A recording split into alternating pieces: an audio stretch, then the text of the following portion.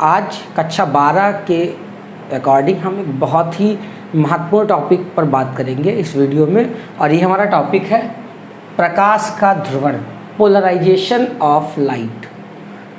प्रकाश का ध्रुवण घटना ऐसी है जो हम दैनिक जीवन में देखते रहते हैं, और सबसे ज़्यादा इसको हम अगर ध्यान देते होंगे तो क्रिकेट मैच में देखा होगा कि जो खिलाड़ी होते हैं जब मैच खेलते समय एक विशेष टाइप का सनग्लास लगाते हैं, और वो सनग्लास जो है देखने में बहुत रंग बिरंगा दिखाई पड़ता है, और केवल वहाँ पर फैशनेबल टाइप में लगाना उसका उद्देश्य नहीं होता है। उसका उद्देश्य होता है सूर्य से आने वाली चमकीली जो किरणें हैं उनको, उनकी तीव्रता को कम करना उनका उद्देश्य होता है। और जब तीव्रता कम होती है तो कभी उनको कैच लेना है, क्योंकि मैच खेल रहे हैं तो धूप निकली रहती है, कैच लेना है, आसमान की तरफ देख रहे हैं तो हो सकता है कि सूर्य की चकाचौंध के कारण वो कैच लेने से चूक जाएं और मैच हार जाएं। तो ऐसी स्थिति में वो पोलराइड सनग्लासेस लगाते हैं। और ये पोलराइड जो सनग्लासेस हैं ये क्या करते हैं, वर्ड हमारा यहीं पर आ चुका है, पोलराइजेशन, लाइट का पोलराइजेशन कर देते हैं, और इस पोलराइजेशन को बोलते हैं ध्रुवण। अगर थोड़ा सा ध्यान देकर समझें कि जब सूर्य का प्रकाश मार्ग में चलता है तो सूर्य का प्रकाश कैसा है, तरंग है, और तरंग के कण क्या करते हैं, सभी दिशाओं में समान रूप से कंपन करते हैं।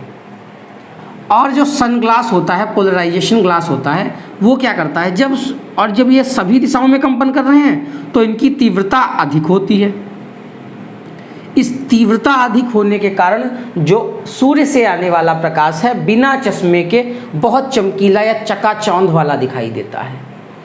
परंतु जैसे ही ये प्रकाश चश्मे से होकर गुजरता है, पोलराइड ग्लास से होकर गुजरता है, तो क्या होता है, ये अध्रुवित प्रकाश है, क्योंकि इसकी कोई निश्चित दिशा नहीं है, सभी दिशाओं में ये कंपन कर रहा है या सभी दिशाओं में ये प्रकाश फैल रहा है।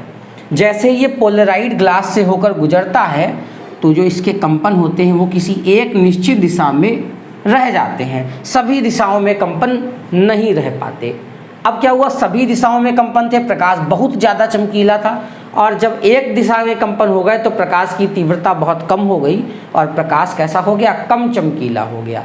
जब प्रकाश कम चमकीला हो गया तो अब क्या हुआ, जो हम चकाचौंध पहले महसूस कर रहे थे बिना चश्मे के, अब तीव्रता कम हो जाने के कारण वो चकाचौंध हमको महसूस नहीं होगी। और जब बहुत ज़्यादा चमकीलापन हमको महसूस नहीं होगा तो वो वस्तु जो सामने की ओर रखी है वो हमको स्पष्ट दिखाई देगी।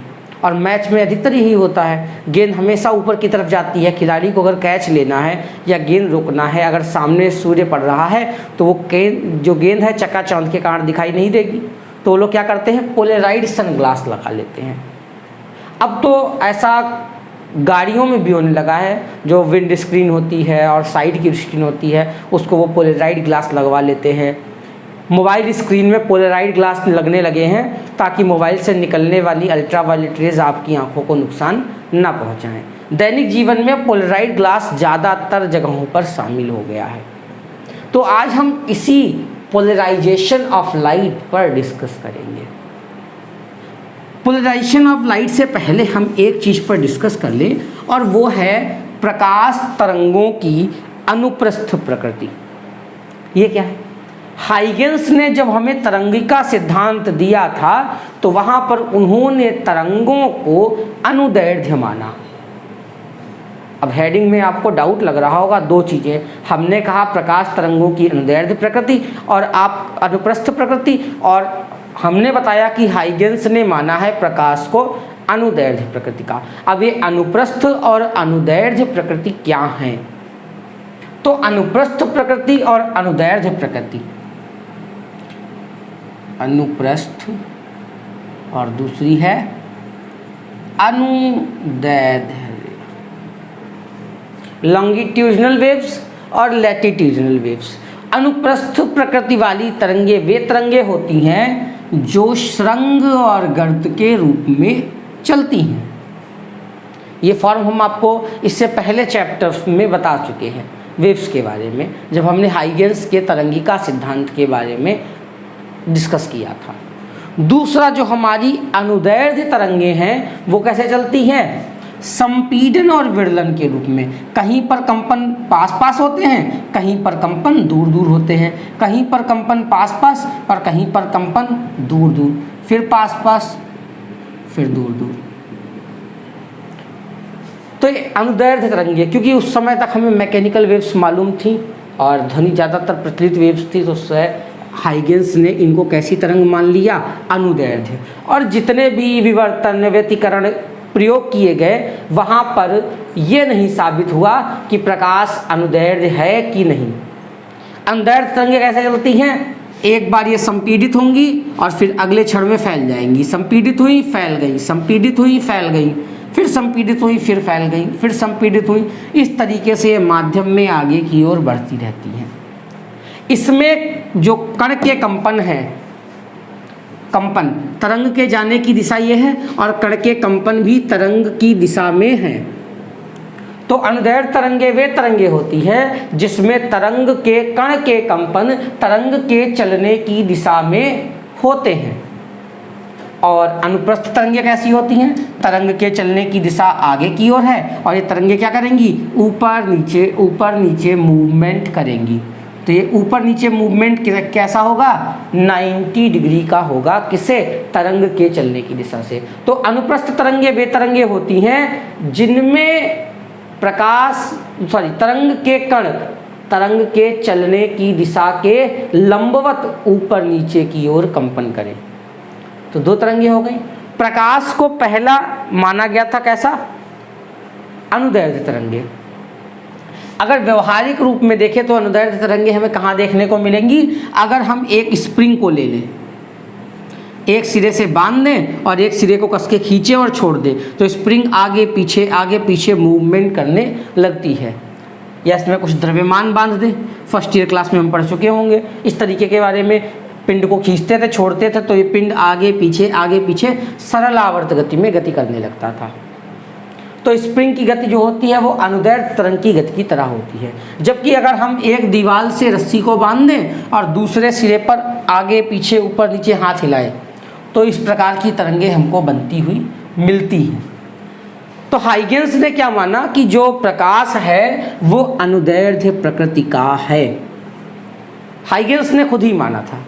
और प्रकाश के ध्रुवण को खोजा भी हाइगेंस ने ही जब प्रकाश का ध्रुवण खोजा, तो प्रकाश के ध्रुवण की व्याख्या करने के समय जब हाइगेंस ने इन तरंगों को अनुदैर्ध्य माना, तो वो ध्रुवण को व्याख्या करने में असफल रहे, क्योंकि अनुदैर्ध्य मानकर वो ध्रुवण को एक्सप्लेन नहीं कर पा रहे थे। समस्या हो रही थी क्योंकि ध्रुवण के आधार पर वो इसकी व्याख्या नहीं कर पा रहे थे। क्यों नहीं कर पा रहे थे, अभी हम आगे एक प्रैक्टिकल के माध्यम से समझेंगे। तो ध्रुवण उन्होंने खुद माना था कि प्रकाश तरंगे अनुदैर्ध्य हैं, और अनुदैर्ध्य तरंगे मानते हुए जब उन्होंने अपने द्वारा ही खोजी गई ध्रुवण की घटना की व्याख्या नहीं कर पाई, तो वहाँ से संशय उत्पन्न हो गया कि प्रकाश क्या वाकई में अनुदैर्ध्य है कि नहीं है। लगभग 140 साल बाद एक नए वैज्ञानिक थे, उन्होंने इस चीज़ को और एक्सप्लेन किया और बताया कि जो प्रकाश है वो अनुदैर्ध्य ना होकर अनुप्रस्थ तरंगे होती हैं। और ये वैज्ञानिक थे फ्रेनल। अब जो बात आई कि प्रकाश तरंगे अनुप्रस्थ हैं, और अनुप्रस्थ जब माना गया इन तरंगों को, तो उन्होंने इस चीज़ को एक्सप्लेन भी किया कि अनुप्रस्थ मानकर हम ध्रुवण की व्याख्या कर सकते हैं। ध्रुवण क्या, शुरुआत से लेकर परावर्तन, अपवर्तन, विवर्तन, व्यतिकरण, जो भी घटनाएं हैं, इन सब की व्याख्या हम अनुप्रस्थ तरंग मानकर कर सकते हैं। वास्तव में एक चीज़ ध्यान रखनी है, प्रकाश तरंगे कैसी होती हैं, वैद्युत चुंबकीय तरंगे होती हैं, ये ध्यान रखना है हमको। अब हम बात करेंगे कि अनुप्रस्थ और अनुदैर्ध्य मानकर व्याख्या क्यों नहीं हो पाई और अनुप्रस्थ मानकर व्याख्या क्यों हो गई। तो इसके पीछे थोड़ा सा कारण था, और ये कारण क्या था, अगर हम एक रस्सी लें और इस रस्सी को दीवार में बांधकर कंपन कराएं, दीवार में रस्सी ऊपर नीचे की ओर कंपन कर रही है।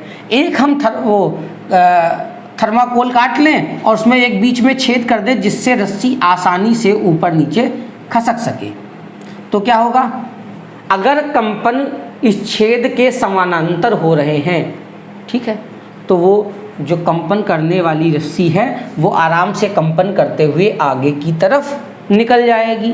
परंतु यहाँ पर अगर हम दूसरा कार्डबोर्ड रखें या थर्माकोल रखें जिसमें ऐसा ही छिद्र हो, परंतु ये कैसा हो, इस वाले के साथ 90 डिग्री के एंगल पर हो, तो ऐसी स्थिति में क्या होगा, कंपन यहाँ वाले छिद्र से आगे नहीं निकल पाएंगे क्योंकि छिद्र छोटा है और यहीं पर टकराएंगे। कंपन कैसे हैं, छिद्र के लंबवत कंपन है, तो क्या होगा, इनसे टकराएंगे और यहीं पर कंपन रुक जाएंगे, तो आगे रस्सी कैसी हो जाएगी, शांत हो जाएगी। आगे रस्सी में किसी प्रकार के कंपन देखने को हमको नहीं मिलेंगे। मतलब क्या हुआ, अनुदैर्ध्य तरंगे जो हैं जब गति करती हैं तो अपने समानांतर छिद्र से तो होकर निकल जाती हैं, परंतु अगर कोई छिद्र उनके लंबवत है तो उस छिद्र से होकर आगे की तरफ नहीं जा पाती।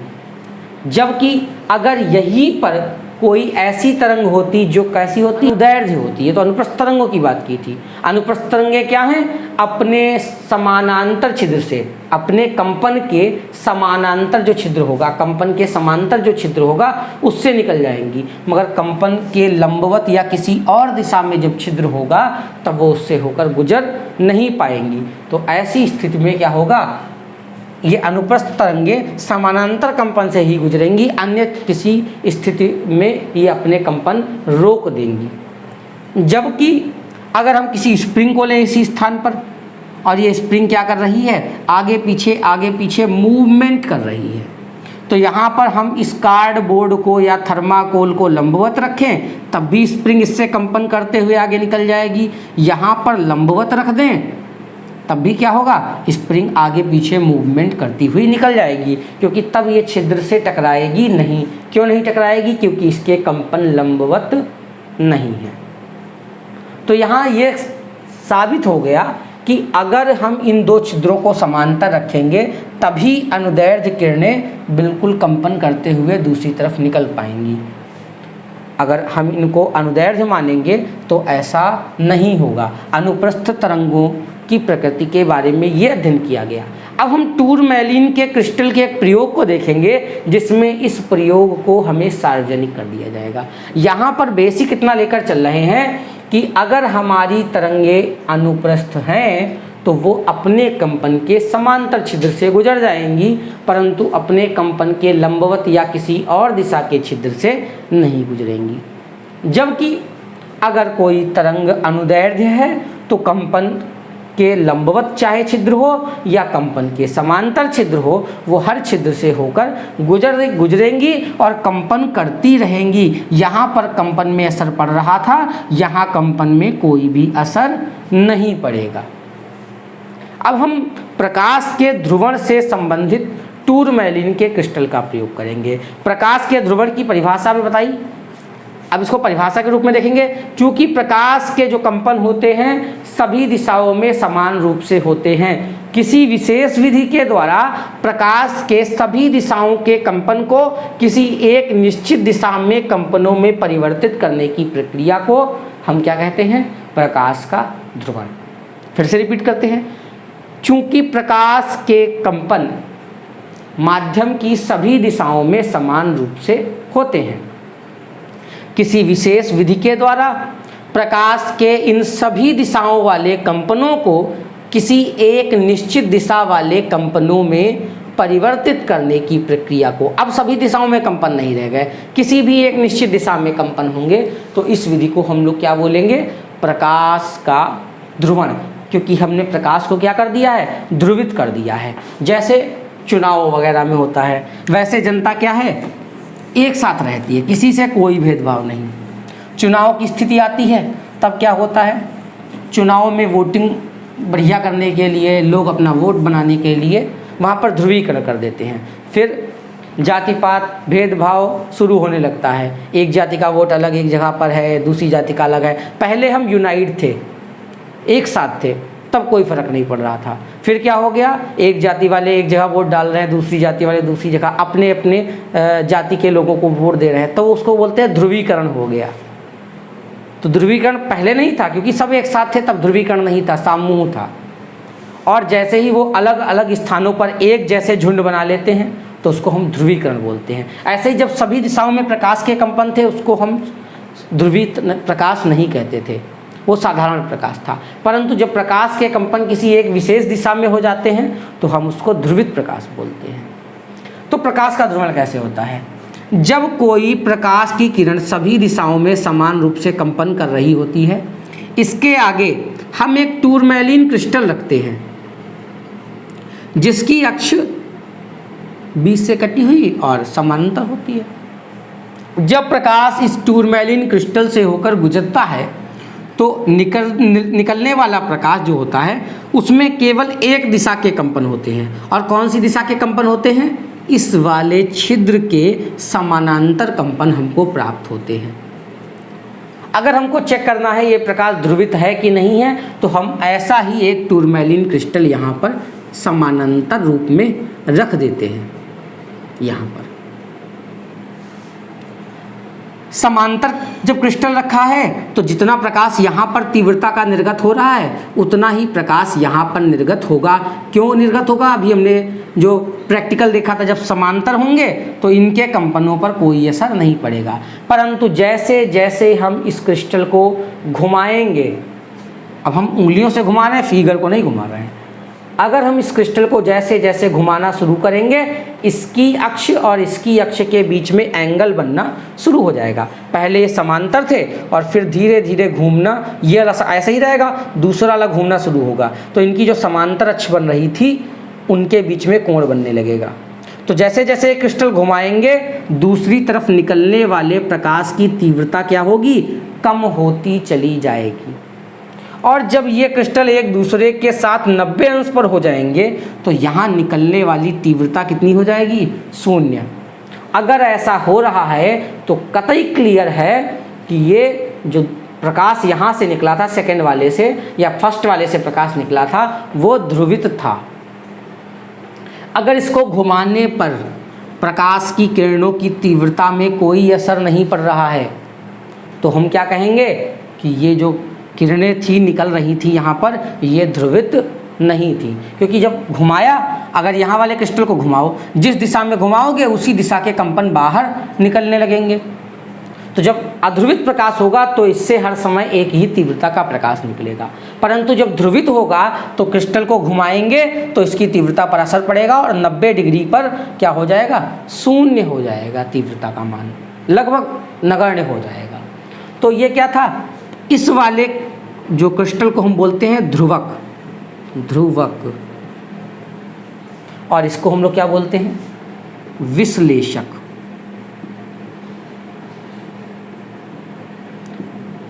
ऐसा क्यों होता है? क्योंकि ये प्रकाश को ध्रुवित कर रहा था और ये वाला क्रिस्टल हमने किस लिए लगाया था? चेक करने के लिए लगाया था कि प्रकाश ध्रुवित मिल रहा है कि नहीं मिल रहा है। तो पहला क्रिस्टल जो हम पोलराइजेशन में प्रयोग करते हैं हम उसको ध्रुवक कहते हैं, पोलराइट कहते हैं, और इसको हम विश्लेषक कहते हैं।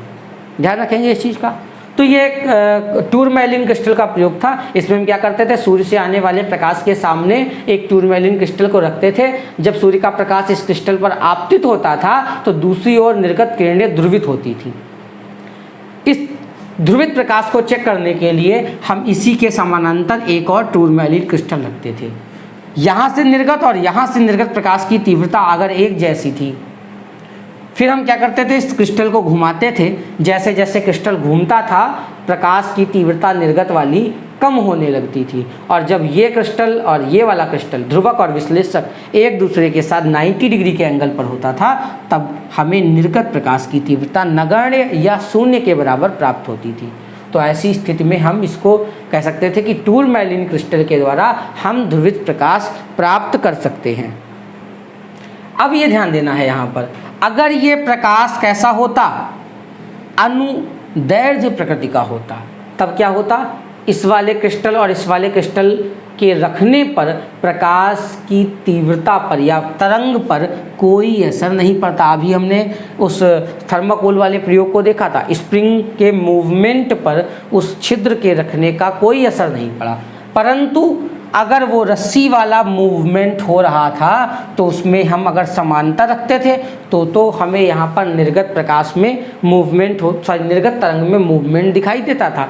परंतु जैसे ही हम दूसरे वाले थर्माकोल को 90 डिग्री पर घुमा देते थे तब क्या होता था, उससे निकलने वाली तरंग बिल्कुल शांत हो जाती थी। तो यहाँ से ये भी प्रूव हो रहा है कि अगर प्रकाश अनुदैर्ध्य तरंग होती तो पहले वाले क्रिस्टल और दूसरे वाले क्रिस्टल की उपस्थिति का प्रकाश की तीव्रता पर कोई असर नहीं पड़ता। अब चूंकि प्रकाश की तरंग कैसी है, अनुप्रस्थ प्रकृति की है, अतः जब हम पहला क्रिस्टल रखते हैं तो केवल वे कंपन निकलते हैं जो इसके समांतर थे, क्योंकि यहाँ सारे तरह के कंपन हैं, तो जो केवल समांतर होते हैं इस क्रिस्टल के, केवल वही कंपन आगे निकलते हैं। और जब दूसरा वाला रखते हैं तब भी समांतर कंपन आगे निकलते हैं, परंतु जैसे इसको घुमाते हैं तो समांतर कंपन नहीं रह जाते और ये कंपन आगे निकलना बंद हो जाते हैं। तो यहाँ से ये भी प्रूव होता है इस प्रयोग से कि जो प्रकाश है वो कैसी प्रकृति का है, तो हम कह सकते हैं कि प्रकाश तरंग जो है अनुप्रस्थ प्रकृति की है। अब हम बात करेंगे इस पोलराइजेशन ऑफ लाइट से संबंधित कुछ तथ्यों के या अवयवों के बारे में। पहला तो हमारा यही था ध्रुवित प्रकाश क्या है और अध्रुवित प्रकाश क्या है। तो ध्रुवित प्रकाश वो है जिसमें प्रकाश के कंपन सभी संभव दिशाओं में प्राप्त हों, मतलब जिसमें प्रकाश जो कण है वो सभी दिशाओं में समान रूप से कंपन कर रहा हो, ऐसे प्रकाश को हम ध्रुवित प्रकाश कहते हैं, अध्रुवित प्रकाश कहते हैं। ये वाला जो हम साइन बनाते थे स्टार टाइप का, ये क्या दिखाता था कि प्रकाश सभी दिशाओं में कंपन कर रहा है, और जब सभी दिशाओं में प्रकाश के कंपन हो रहे हैं ऐसे प्रकाश को हम अध्रुवित प्रकाश कहेंगे, क्योंकि इसकी कोई निश्चित दिशा नहीं है। और इसको इस स्टार वाले साइन से ही हम अपनी बुक में नोट्स में रिप्रेजेंट करते हैं अध्रुवित प्रकाश को, इस स्टार वाले साइन से। ध्रुवित प्रकाश क्या होता है? ध्रुवित प्रकाश वह प्रकाश होता है जिसमें प्रकाश जो कण हैं उसके कंपन किसी एक निश्चित दिशा में हो, सभी दिशाओं में नहीं, किसी एक निश्चित दिशा में हो, ऐसे कंपन वाले प्रकाश को हम ध्रुवित प्रकाश कहते हैं। और इसको अधिकतर हमारे नोट्स में, बुक्स में इस टाइप के एरो से, अप एंड डाउन साइड के एरो से दिखाते हैं। ये इससे पता चलता है कि प्रकाश के कंपन केवल ऊपर और नीचे की दिशा में है। कभी कभी कागज के तल के लंबवत ध्रुवित प्रकाश दिखाना होता है तो वहाँ पर हम इस टाइप से डॉट रख देते हैं। ये डॉट वाली लाइन दिखाती है कि जो प्रकाश है उसके तल जो कंपन है वो कागज के तल के लंबवत ऊपर की तरफ और अंदर की तरफ, ऊपर की तरफ और अंदर की तरफ। यहाँ क्या है, ऊपर और नीचे की तरफ है, और ये दिखा रहा है कि प्रकाश के कंपन जो हैं वो ध्रुवित हैं और ऊपर कागज के तल के या बोर्ड के तल के लंबवत हैं।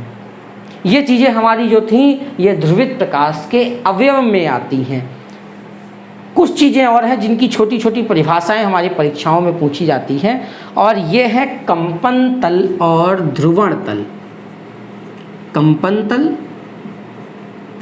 और ध्रुवण तल।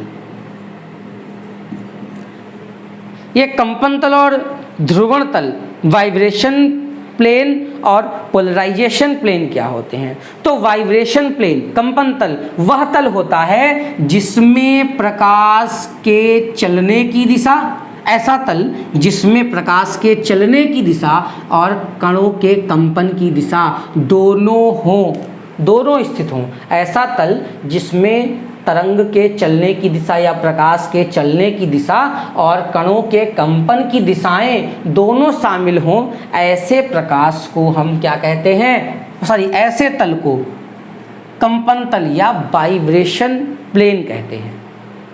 और ध्रुवण तल, पोलराइजेशन प्लेन क्या होता है? तो कंपन तल के लंबवत, कंपन तल ये है, इसके साथ 90 डिग्री बनाते हुए 90 अंश पर ऐसा तल, कंपन तल के लंबवत एक ऐसा तल। अगर मान ले हमारा ये बोर्ड है, ये कंपन तल है, क्योंकि इसमें तरंग आगे की तरफ जा रही है और कण कहाँ कर रहे हैं, ऊपर नीचे की दिशा में कंपन कर रहे हैं। तो ये हमारा बोर्ड कैसा लगेगा, कंपन तल की तरह लगेगा। तो जो हमारा लंबवत तल होगा इसके, मान लीजिए हमारा हाथ, ये क्या है, इस बोर्ड के साथ 90 डिग्री के एंगल पर है। तो ध्रुवण तल वह तल होता है जो कंपन तल के लंबवत हो, जिसमें केवल और केवल तरंग के चलने की दिशा सम्मिलित हो, ऐसे तल को हम लोग ध्रुवण तल कहते हैं। तो ये दो चीज़ें हैं जो अधिकतर पूछी जाती हैं, ठीक है। और समतल ध्रुवित प्रकाश से संबंधित ये तीन चीज़ें, ये हमारे नोट्स में समझने में सहायक होती हैं। ये क्या है, कागज के तल के लंबवत समतल ध्रुवित प्रकाश, कागज के तल के समांतर समतल ध्रुवित प्रकाश, और ये जो है अध्रुवित प्रकाश है। कंपन तल क्या था हमारा, जिसमें तरंग के चलने की दिशा और कण के कंपन दोनों शामिल हों, और दूसरा ध्रुवण तल पोलराइजेशन प्लेन वो प्लेन था जो कंपन तल के साथ 90 डिग्री का एंगल बना रहा हो और जिसमें तरंग के चलने की दिशा शामिल हो। अब हम बात करेंगे कि समतल ध्रुवित प्रकाश आखिर कितनी विधियों से या किस प्रकार उत्पन्न हम कर सकते हैं। समतल ध्रुवित प्रकाश दैनिक जीवन में उपयोगी भी बहुत है, और कहाँ हमें उपयोग करना है, उपयोग के बारे में तो हम लास्ट में डिस्कस करेंगे। पहले ये डिस्कस कर लेते हैं कि ये कैसे उत्पन्न करना है। उपयोग कहाँ करना होगा, जहाँ पर हमको प्रकाश की तीव्रता कम चाहिए होगी, जैसे फोटोग्राफर्स हैं, सनग्लासेस लगाने वाले हैं, गाड़ियों में है, रात में चकाचौंध होती है जब तो लाइट पड़ती है सामने की, तो ऐसे कई जगह पर उपयोग हैं। मगर इन उपयोग के अकॉर्डिंग अगर हमें गाड़ी में लगाना है शीशा, तो वहाँ पर पोलराइजेशन कैसे करवाएंगे प्रकाश का। सनग्लासेस लगाने हैं तो पोलराइजेशन का मीडियम कुछ अलग होगा। फोटोग्राफरी के लिए जो पोलराइजेशन मेथड है वो अलग होगा। तो अलग अलग जगह पर हमें जब समतल ध्रुवित प्रकाश चाहिए होता है तो उनको उत्पन्न करने की विधियां भी अलग अलग रूप से हम प्रयोग करते हैं। तो अब हम बात करेंगे इसी टॉपिक पर कि कैसे हम अपने दैनिक जीवन में या किसी प्रयोग में समतल ध्रुवित प्रकाश को उत्पन्न कर सकते हैं। तो सबसे पहली विधि हमारी है, ये हमारी है परावर्तन के द्वारा समतल ध्रुवित प्रकाश उत्पन्न करना, परावर्तन की विधि से। अच्छा, परावर्तन की विधि का जो ये प्रयोग है, अगर बुक के अकॉर्डिंग देखा जाए, नोट्स या बोर्ड एग्जाम के अकॉर्डिंग, तो बहुत इंपॉर्टेंट है, क्योंकि एक इसमें ब्रूस्टर का नियम शामिल हो जाता है, जिसको अधिकतर 1 से 2 नंबर में पूछा जाता है, या उस पर आधारित न्यूमेरिकल, जैसे क्रांतिक कोण वाला था हमारा पोर्शन, वैसे ही ये भी इम्पॉर्टेंट है। क्या होता है, जब कोई अध्रुवित प्रकाश की किरण किसी ऐसे माध्यम पर आपतित होती है जो अपारदर्शी हो, तो क्या होता है, इस पर आपतित जो किरण है उसका कुछ भाग परावर्तित हो जाता है और कुछ भाग अंदर की ओर अपवर्तित हो जाता है। तो ऐसी स्थिति में देखा गया कि जब कोई अध्रुवित प्रकाश की किरण किसी पृष्ठ पर आपतित होती है और आपतित होने के बाद इस किरण का कुछ हिस्सा परावर्तित हो गया और कुछ हिस्सा अपवर्तित हो गया, तो परावर्तित हिस्सा और अपवर्तित हिस्सा दोनों ही आंशिक रूप से ध्रुवित प्राप्त होते हैं। तो ब्रूस्टर ने बताया कि ये जो ध्रुवित प्रकाश हमको परावर्तन के द्वारा प्राप्त हो रहा है, इसका जो ध्रुवण है, कह रहे ना आंशिक ध्रुवित प्राप्त हुआ ना, थोड़ा थोड़ा ध्रुवित प्राप्त हुआ। तो जो ब्रूस्टर थे उन्होंने यही बताया कि ये ध्रुवित प्रकाश प्राप्त हो रहा है, इस ध्रुवित प्रकाश की जो मात्रा होगी वो डिपेंड करेगी कि अध्रुवित प्रकाश कितने कोण पर आपतित हो रहा है। अगर हम इसके आपतन कोण का मान धीरे धीरे बढ़ाएं तो हमको ध्रुवित प्रकाश की मात्रा भी ज़्यादा प्राप्त होगी। परावर्तित वाले की बात कर रहे हैं। ब्रूस्टर ने बताया कि जब किसी पृष्ठ पर कोई अध्रुवित प्रकाश की किरण आपतित होती है तो परावर्तित प्रकाश आंशिक रूप से ध्रुवित पाया जाता है, और ये जो ध्रुवित प्रकाश है इसमें ध्रुवण की जो मात्रा है, जो ध्रुवित हो रहा है प्रकाश, उसकी मात्रा आपतन कोण पर निर्भर करती है। अगर हम धीरे धीरे आपतन कोण को बढ़ाते जाएं तो एक ऐसी स्थिति प्राप्त होती है कि जब परावर्तित प्रकाश पूर्ण रूप से समतल ध्रुवित हो जाता है, आंशिक नहीं रहता, तब पूर्ण रूप से समतल ध्रुवित हो जाता है। और ऐसी स्थिति में जो आपतन कोण है उसको हम लोग incident angle of polarisation, I suffix में भी इंसिडेंट एंगल ऑफ पोलराइजेशन कहते हैं। क्योंकि परावर्तन की क्रिया है तो जितने परावर्तित हुआ है उतने पर ही प्रकाश परावर्तित भी होगा। तो वह आपतन कोण जिसके द्वारा परावर्तित प्रकाश पूर्ण रूप से समतल ध्रुवित होता है ध्रुवण कोण IP कहलाता है। कभी कभी इसकी परिभाषा पूछी जाती है तो वो भी हमने साथ में ही बता दी। मान लिया ये अपवर्तित किरण थी, ये कितने एंगल पर थी? R एंगल पर। ध्यान रखेंगे ये जो अपवर्तित किरण है और ये जो परावर्तित किरण है, यहाँ एंगल जो होगा इनके बीच का 90 डिग्री का हो जाएगा। तो ब्रूस्टर के नियम का हम अगर प्रूफ निकालना चाहें तो कैसे करेंगे? तो बताया ना, ये अध्रुवित प्रकाश की किरण थी, जहां आपतित हुई, आपतन बिंदु हो गया, आपतन बिंदु पर हमने अभिलंब खींच दिया। परावर्तित किरण थी, ये जो कोण बनाएगी ये दोनों कोण आपस में समान होंगे। और ये किरण कैसी थी? अपवर्तित किरण थी, तो अपवर्तन कोण कितना हो गया? R। अगर हम स्नेल का नियम लगा दें, स्नेल के नियम से एक रिक्वेस्ट कर रहे हैं, आप जब वीडियोस देख रहे हो तो इससे रिलेटेड बुक नोट्स जो भी हो आप अपने पास रखिए, ताकि जो हम ओरल बोल रहे हैं वहाँ पर आपको रिटर्न में दिया होगा प्रूफ से रिलेटेड, तो आप उसको एक बार देखकर अच्छे से समझ सकेंगे। तो हमारा इंसिडेंट क्या होता है? स्नेल का नियम स्मॉल n अपवर्तनांक बराबर साइन I बटा साइन R। R क्या? अपवर्तन कोण है, I क्या है? आपतन कोण है। तो यहाँ पर हम लोग n बराबर लगा देंगे साइन IP बटे यहाँ क्या हो जाएगा? Sine R। अगर इस वाले पोर्शन को देखें तो क्या होगा? ये कैसी रेखा है? अभिलंब एक सरल सीधी रेखा है, इसको हम AOB नाम दे दें। तो एंगल AOB बराबर सीधी रेखा कितना कोण बनाती है? 180 अंश का। इसको लिखेंगे IP प्लस 90 प्लस R बराबर 180 अंश, क्योंकि इस सीधी रेखा को हमने 3 टुकड़ों में काटा, एक ये वाला कोण, एक ये वाला कोण और एक ये वाला कोण। तो तीनों एंगल को मिलाकर जो बनेगा वो 180 बनेगा। तो यहाँ से IP प्लस R बराबर कितना आएगा? 90 डिग्री। ये तरह है कि जो इंसिडेंट एंगल ऑफ पोलराइजेशन है और जो अपवर्तन कोण है, रेफ्रैक्शन एंगल, दोनों का योग जो होता है 90 डिग्री के बराबर होता है। इसको भी ध्यान रखना है। यहाँ से अगर हम R का मान निकालें तो कितना आएगा? 90 माइनस IP। इसको हम समीकरण 1 मान लें। यह मान समीकरण 1 में रखने पर, जब ये मान हम समीकरण 1 में रखेंगे तो क्या आएगी स्थिति? n बराबर साइन IP बटे साइन 90 माइनस IP।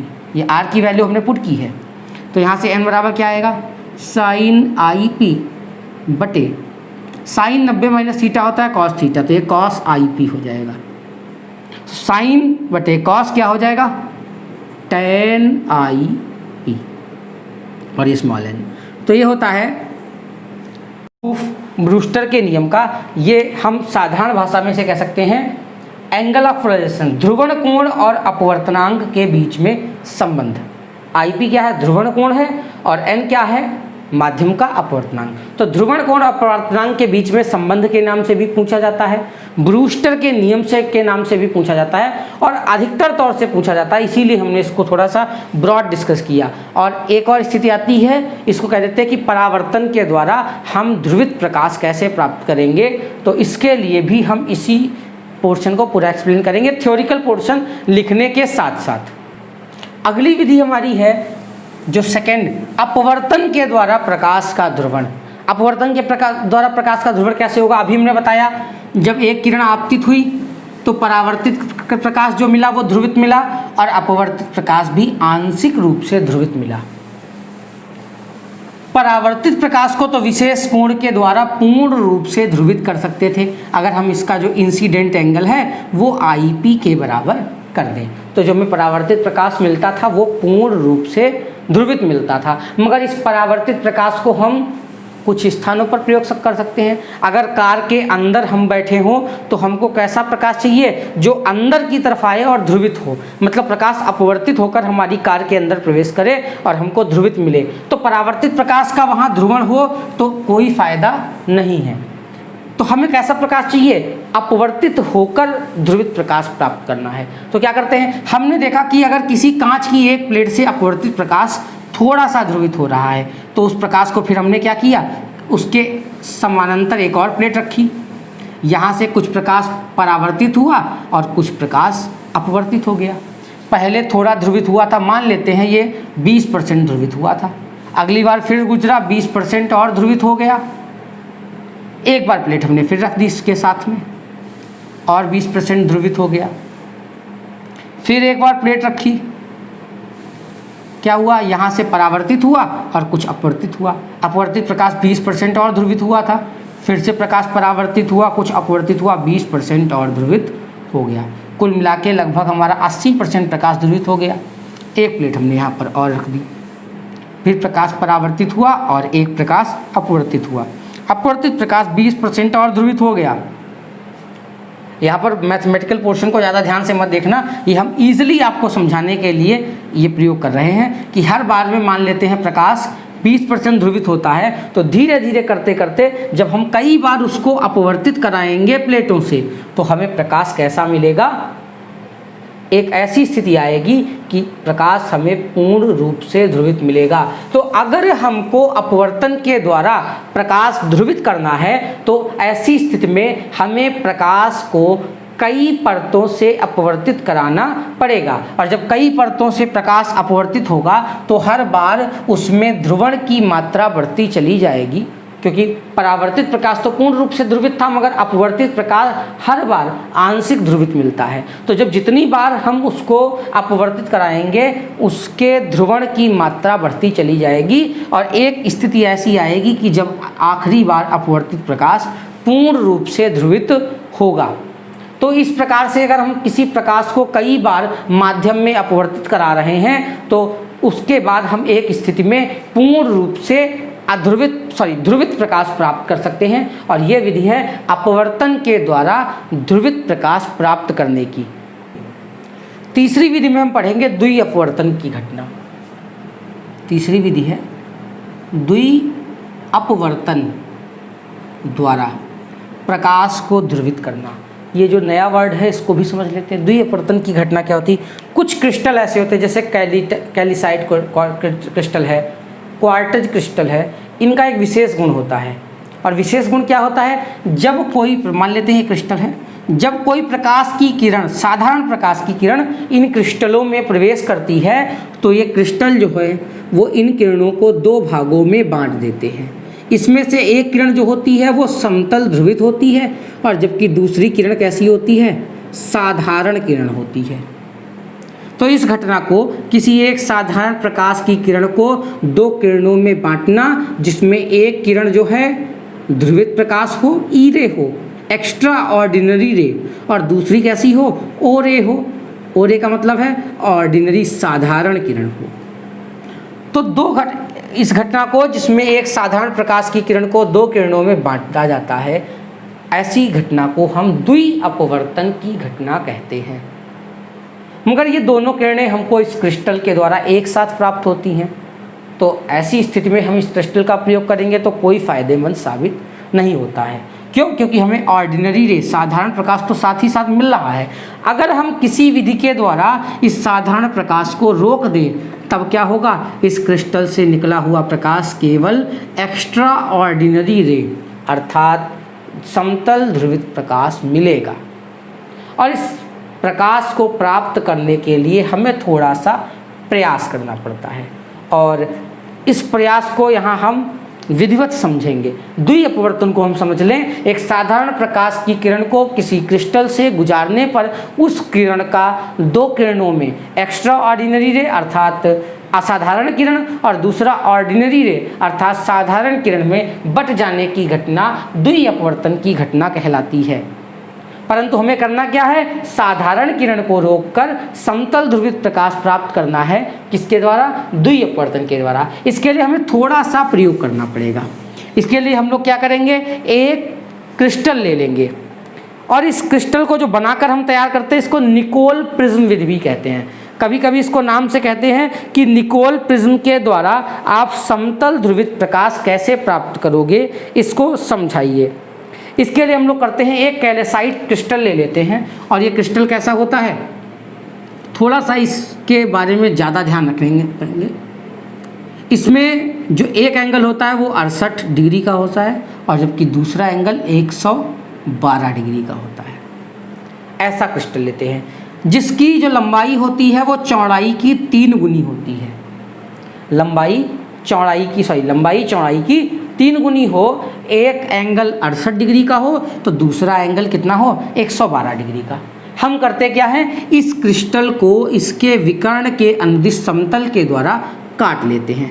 जैसे मान लिया हमने इसको ये काट दिया, 2 टुकड़ों में बांट दिया बराबर बराबर।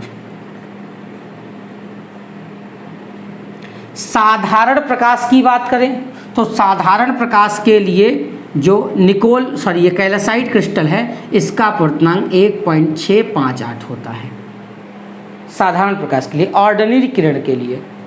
जबकि जो ई रे था, ई रे के लिए, ओ रे के लिए जो इसका अपवर्तनांक है वो 1.658 है। एक्स्ट्रा ऑर्डिनरी रे जो किरण थी, जो दूसरी किरण निकलती है, उसके लिए इसका अपवर्तनांक 1.458 होता है। ये ध्यान रखेंगे, अभी आगे एक्सप्लेन करने में काम में आएगी। दूसरा काम क्या करते हैं, यहाँ पर हम कनाडा बाल्सम, एक विशेष प्रकार का रासायनिक पदार्थ है, इस कनाडा बाल्सम को हम यहाँ पर भरकर इस क्रिस्टल को फिर से जैसे था वैसे ही जोड़ देते हैं। परंतु जब जोड़ते हैं तो बीच में कनाडा बाल्सम की एक परत बन जाती है, और जो कनाडा बाल्सम था उसका जो अपवर्तनांक है सभी प्रकाश के लिए लगभग 1.55 होता है। ध्यान रखेंगे। निकोल प्रिज्म जो हमने तैयार किया, इसमें कैल्साइट जो क्रिस्टल है उसके दो किरणें बनेंगी, 2 किरणें अलग अलग होंगी, एक ई रे होगी और एक ओ रे होगी।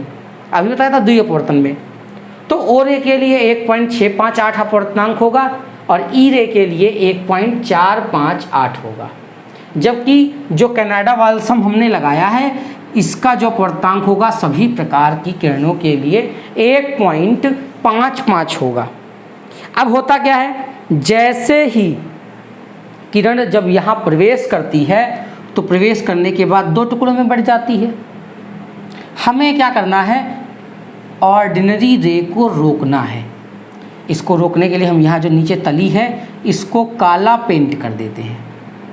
काला पेंट क्या होता है, प्रकाश का अवशोषक अच्छा होता है, तो हम नीचे की तरफ इसमें काला पेंट कर देते हैं। और जब काला पेंट कर देते हैं तब जो किरण इस काले पेंट की तरफ आएगी वो इसके द्वारा पूरी तरीके से सोख ली जाएगी, मतलब वो किरण आगे कहीं जाकर परिवर्तित नहीं हो पाएगी।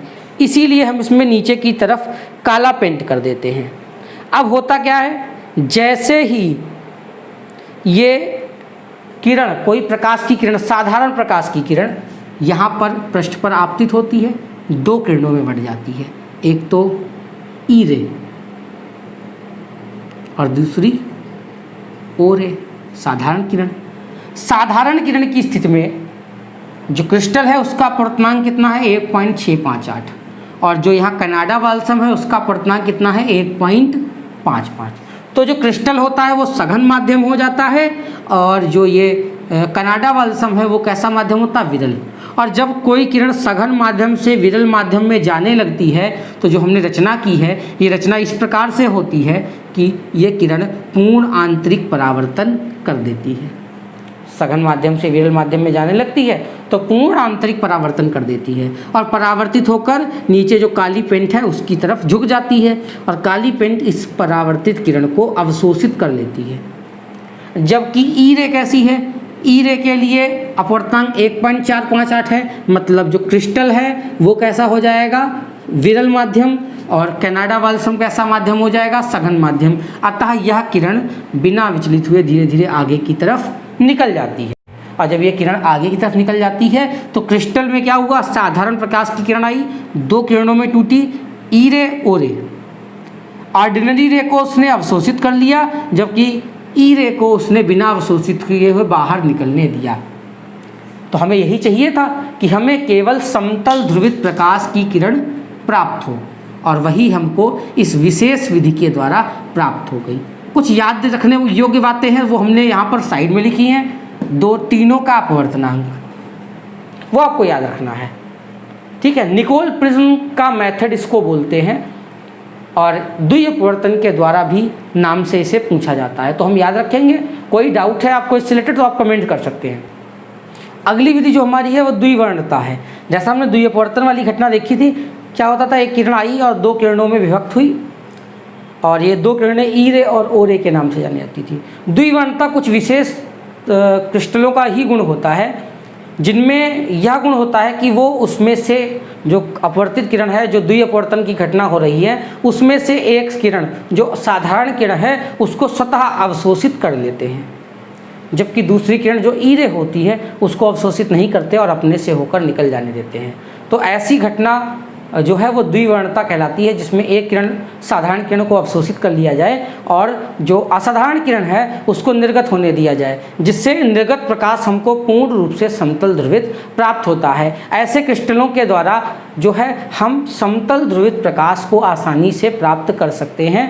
और टूरमैलिन का जो हमने क्रिस्टल का नाम लिया था, टूरमैलिन क्रिस्टल जो है वो ध्रुवित प्रकाश हमको इसी गुण द्विवर्णता के आधार पर प्रदान करता है। क्या होता है, एक किरण प्रवेश करती है, दो किरणों में टूट जाती है, एक साधारण किरण और एक असाधारण किरण। साधारण किरण को किरण खुद जो क्रिस्टल है वो खुद अवशोषित कर लेता है, जबकि असाधारण किरण को बाहर निकलने देता है। तो क्रिस्टल से दूसरी तरफ निकलने वाली जो किरणें होती हैं वो हमको पूर्ण रूप से ध्रुवित प्राप्त होती हैं। और जो अगली हम विधि बात करेंगे ये सबसे इम्पॉर्टेंट है और मैक्सिमम टाइम में पूछी जा चुकी है। शायद ही ऐसा कोई साल गया हो जिसमें इस विधि को पूछा नहीं गया हो, और यह विधि है पोलेराइड के द्वारा, अगर हम अगली विधि कहते हैं तो पोलेराइड के द्वारा समतल ध्रुवित प्रकाश को प्राप्त करना। और ये समतल ध्रुवित प्रकाश करने की सबसे सस्ती विधि कही जाती है, इसीलिए इसका प्रयोग भी ज़्यादा होता है और अगर हम कह सकें कि बोर्ड परीक्षा में इसको ज़्यादा पूछा भी जाता है। पोलेराइड में क्या होता है, एक नाइट्रोसेल्यूलोस की एक फिल्म होती है, इसको हम एक गोल आकार में इस फिल्म को ले लेते हैं, किसी भी साइज में ले सकते हैं, जो हम बुक्स में लेकर प्रचलन की विधि कह सकते हैं। तो बुक्स में अगर अधिकतर फिगर गोल दिया गया है तो आप उसी को आसानी से समझ लें, इसीलिए हमने गोल फिगर बनाया। नाइट्रोसेल्यूलोस की फिल्म है, उसको हम कैसा भी ले सकते हैं। तो नाइट्रोसेल्यूलोस की एक फिल्म लेते हैं और इस फिल्म के ऊपर एक विशेष विधि से हर्पेथाइट, नाम याद रखेंगे, फिल्म किसकी होगी, नाइट्रोसेल्यूलोस की होगी, और इसके ऊपर हम एक पेंट करेंगे या कह सकते हैं कि एक लेप लगाएंगे, और वो किस पदार्थ का होगा, हर्पेथाइट। अगर केमिकल की भाषा में कहें तो ये आयोडोसल्फेट होता है क्विनोन का, आयोडोसल्फेट ऑफ क्विनोन इसको बोलते हैं, क्विनाइन सॉरी, आयोडोसल्फेट ऑफ क्विनाइन जो होता है उसको हम हर्पेथाइट कहते हैं। और इस हर्पेथाइट पदार्थ की हम इसके ऊपर एक लेप लगा देते हैं।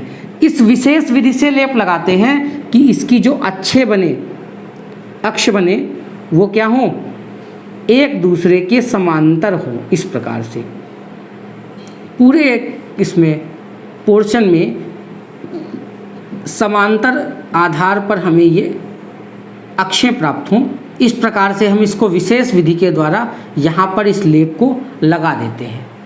लेप लगाने के बाद इस पदार्थ को स्वीकृत जाने देते हैं। हर्पेथाइट में द्विवर्णता का गुण पाया जाता है। द्विवर्णता के गुण के कारण क्या होता है, जो किरण आपतित होती है दो टुकड़ों में टूटती है, एक को अवशोषित कर लेते हैं और दूसरे को निकल जाने देते हैं, और जो दूसरी निर्गत किरण है वो कैसी होती है, ध्रुवित हमें किरण प्राप्त होती है। तो पोलेराइड को हमने आसानी से तैयार कर लिया, नाइट्रोसेल्यूलोस की फिल्म ली, उसके ऊपर हर्पेथाइट नामक पदार्थ के लेप को लगा दिया, एक विशेष विधि के द्वारा इस लेप को लगाया जिससे इसकी अक्षें जो हैं एक दूसरे के बिल्कुल समानांतर हों, और इसको सूखा लिया। सूखने के बाद हमारी ये जो पोलेराइड थी ये तैयार हो गई। अब क्या होता है, जब हम इस पोलेराइड पर कोई अध्रुवित प्रकाश आपतित कराते हैं तो जब ये हर्पेथाइट वाले पदार्थों पर आपतित होता है तो दो टुकड़ों में बढ़ता है, एक अध्रुवित और दूसरी ध्रुवित, एक साधारण और दूसरी असाधारण किरण। साधारण किरण को ये हर्पेथाइट स्वतः अवशोषित कर लेता है और इस पोलेराइड से निर्गत जो किरण हमको मिलती है वो कैसी मिलती है, ध्रुवित रूप में मिलती है। तो यहाँ पर ये विधि जो है ये समतल ध्रुवित प्रकाश को प्राप्त करने की सबसे सस्ती विधि या पोलेराइड विधि कहलाती है। और इस पोलराइड का प्रयोग अधिकतर फोटोग्राफर वगैरह जो हैं वो करते हैं। ग्लासेस बनाने में भी इसका, पोलराइड वाले जो ग्लास बनाते हैं उसके लिए भी इसका प्रयोग करते हैं, जो सन ग्लासेस होते हैं जो सूर्य की किरणों को चमकीलापन करने से रोकते हैं। तो अगली तरफ जो हमें प्रकाश मिलता है वो समतल ध्रुवित मिलता है। अब हम, ये क्या हो गया हमारा, ध्रुवक हो गया। अगली तरफ हम ये चेक करेंगे कि प्रकाश समतल ध्रुवित है कि नहीं है। इसके लिए हम एक और ऐसा पोलराइड तैयार करते हैं जिसको इसके समांतर रखते हैं, तो निर्गत प्रकाश उसी तीव्रता का मिलता है। जैसे जैसे इसको घुमाना शुरू करते हैं प्रकाश की तीव्रता घटती जाती है और अंत में जाकर जब ये पोलराइड इसके लंबवत हो जाए, इनकी अक्षें एक दूसरे के लंबवत हो जाती हैं, तब जाकर क्या होता है, निर्गत प्रकाश बिल्कुल शून्य हो जाता है, जैसा टूरमैलिन क्रिस्टल में हमने किया था। तो इसको हम समतल ध्रुवित प्राप्त करने की पोलराइड विधि कहते हैं। अब जो सबसे इम्पॉर्टेंट टॉपिक हमारा है वो मेलस का नियम है। ये मेलस का नियम अधिकतर न्यूमेरिकल इसके बेस पर पूछे जाते हैं और कभी कभी मेलस का नियम भी पूछ दिया जाता है कि आखिर क्या है मेलस का नियम। तो मेलस ने बताया था कि हमने ये देखा कि पोलराइड पर प्रकाश आपतित हुआ, एक पोलराइड से प्रकाश निकला और विश्लेषक पर आपतित हुआ। विश्लेषक को जब हम घुमाते हैं तो निर्गत प्रकाश की तीव्रता घटने लगती है। जो दूसरा वाला पोलराइड हम घुमा रहे थे तो निकलने वाले प्रकाश की तीव्रता घटती है और एक विशेष कोण पर यह तीव्रता शून्य हो जाती है, नगण्य हो जाती है। तो इसमें बताया था मेलस ने कि विश्लेषक से निकलने वाले प्रकाश की तीव्रता,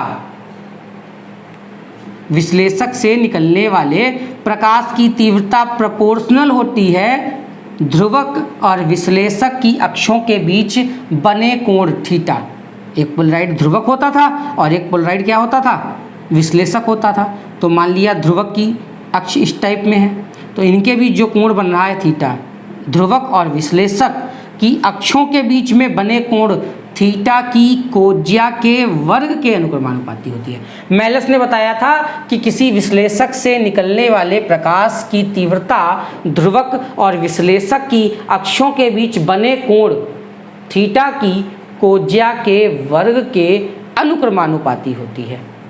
अगर हम इस प्रोपोर्शनल साइन को हटाएं तो आई नॉट क्या है, ध्रुवक से निकलने विश्लेषक से निकलने वाले प्रकाश की तीव्रता, वो प्रोपोर्शनल होगी आई कॉस स्क्वायर थीटा के। और आई जो है ये विश्लेषक पर गिरने वाले प्रकाश की तीव्रता है। विश्लेषक पर जो तीव्रता का प्रकाश गिरेगा उसको हम आई कहेंगे, और विश्लेषक से जो निर्गत है ये निर्गत प्रकाश की तीव्रता है। किससे, विश्लेषक से निर्गत प्रकाश की तीव्रता आई नॉट किसके प्रोपोर्शनल होगी, विश्लेषक और ध्रुवक के बीच बने कोण की कोज्या के वर्ग के अनुक्रमानुपाती। और जब अनुक्रमानुपाती निशान हटाएंगे तो आई को लगा देंगे। ये मेलस का नियम था। एक और चीज़ ध्यान रखेंगे, ये तो विश्लेषक से निकलने वाले प्रकाश की तीव्रता की हम बात कर रहे थे। ध्रुवक से जो प्रकाश निकलेगा, ध्रुवक से निकलने वाले प्रकाश की तीव्रता आपतित प्रकाश की आधी रह जाती है। अगर हमने ध्रुवक पर आपतित प्रकाश कितना है, आई, जो ध्रुवक हमने पोलराइड प्रयोग किया है उस पर आपतित होने वाला प्रकाश की तीव्रता आई है, तो ध्रुवक से प्रकाश जो निकलेगा उसकी तीव्रता आधी रह जाएगी पहले की। ये ध्यान रखिएगा आप, ठीक है। ध्रुवक पर आपतित प्रकाश अगर आई है तो ध्रुवक से निकलने वाले समतल ध्रुवित प्रकाश की तीव्रता आपतित प्रकाश की आधी ही रह जाती है। मेलस का नियम समझ लिया। और जब हमने बताया था 90 अंश होता है तो वो 0 हो जाता है, क्योंकि cos 90 का मान 0 होता है, तो निर्गत प्रकाश जो हो जाएगा विश्लेषक से बिल्कुल 0। यहीं से स्पष्ट हो रहा है कि जब हम cos 90 कर देंगे, मतलब दोनों अक्षों के बीच 90 अंश का कोण हो जाएगा, तब विश्लेषक से निकलने वाले प्रकाश की तीव्रता नगण्य या शून्य हो जाएगी। चूंकि हम पोलराइड का उपयोग कहाँ करते हैं, प्रकाश की एक तो तीव्रता कम करने में करते हैं, ध्यान रहेगा, इस चीज़ को फोकस कर लेंगे। हम पोलराइजेशन इसलिए कर रहे हैं कि सभी दिशाओं के कंपन एक दिशा में हो जाएं, तीव्रता कम हो जाए, चकाचौंध कम हो जाए, तो ऐसे जो भी स्थान है जहाँ पर चकाचौंध कम करनी हो वहाँ पर हम पोलेराइड का या पोलराइजेशन जैसी घटनाओं का उपयोग करते हैं। तो हम पोलेराइड को ही ले लेते हैं क्योंकि ये सबसे सस्ती विधि है और अधिकतर प्रयोग की जाती है। कार में फिल्म शीट चढ़ा देते हैं, बाहर से आने वाला प्रकाश अंदर कम आए और ध्रुवित होकर आए, जिससे चकाचौंध कम हो। कार की विंड स्क्रीन है, वहाँ पर हम पोलराइड ग्लास लगवा लेते हैं जिससे अंदर आने वाला प्रकाश समतल ध्रुवित हो जाए और तीव्रता कम हो जाए, और जब तीव्रता कम होगी तो सामने की जो स्थितियाँ हैं वो बिल्कुल साफ दिखेंगी।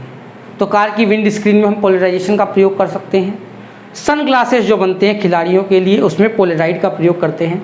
फोटोग्राफर हैं जो अधिकतर फ़ोटोज़ वगैरह लेते हैं, तो उनकी अगर फ़ोटो ज़्यादा शाइनिंग वाली होगी, शादी बारातों में उन्होंने फ़ोटो खींची और अगर वो सीन शाइनी हो गया तो उनको नुकसान हो जाएगा।